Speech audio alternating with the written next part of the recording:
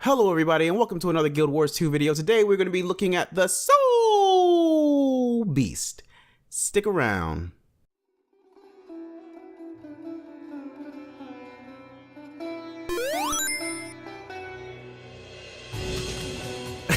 Alright guys, so today we're going to be speaking with Ebelek Eze. So we start the conversation off. Oh sorry, I can see you're curious. I'm a Soulbeast. I'm communing with my companion right now, so you'll excuse me for being distracted. What companion? I don't see anyone. You wouldn't. No. She's here with me, but we're merged as one. Together we're stronger, more powerful. Where does that ability come from? The first Soulbeast was a ranger who sought to surmount all the natural challenges of Tyria. She forded flooded rivers and reached the pinnacles of the greatest peaks. She sounds impressive. She was. Then she heard of the vast deserts of Alona, so she journeyed here to challenge herself. 2 weeks in the dunes, and she was dying of thirst. How did she survive? Her raven saved her. He gave her his strength, merging with her. They were able to survive long enough to find water. Sadly, the legend lives on, but her name has been lost to history. That's a pity. It is, but she isn't completely forgotten.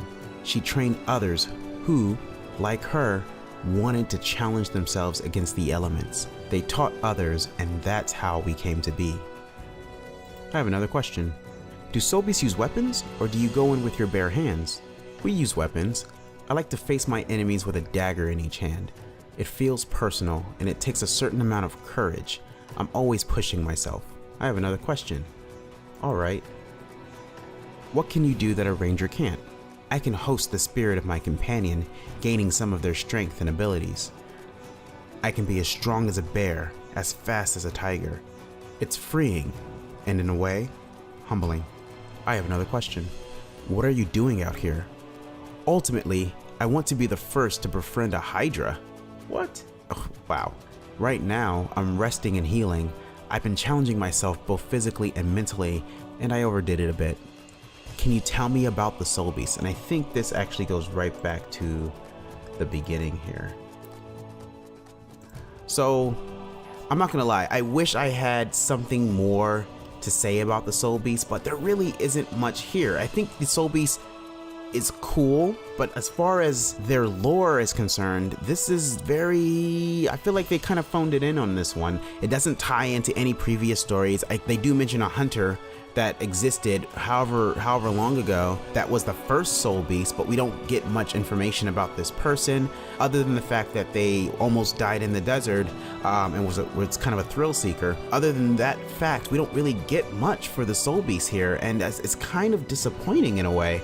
Overall, the Soulbeast's story, it's okay. It doesn't really tie into any Alolan lore that I can think of. It doesn't tie into any Guild Wars 1 lore that I can think of or that I've been able to find. It doesn't tie into anything really that has to do with the story or Palawa Joko. It doesn't tie into anything. So it's kind of its own separate thing that's just kind of like, it's almost like, it's like, oh yeah, there's this lady who's a thrill seeker who almost died here in the desert, and she merged with her bird and became the first Soulbeast. I don't know how I feel about that. Anyway, maybe I'm wrong. Is there something I missed that you saw that you thought was interesting about the Soulbeast? I'm grasping, guys. I wanna like this. I wanna love it, but I don't feel like there's enough here for me to grab onto. There's not enough here. There's not even enough here to really speculate on who this person might have been. Yeah, I don't know. So that's all I have for you today, guys. Thank you so much for watching the video. I hope you enjoyed it. Peace.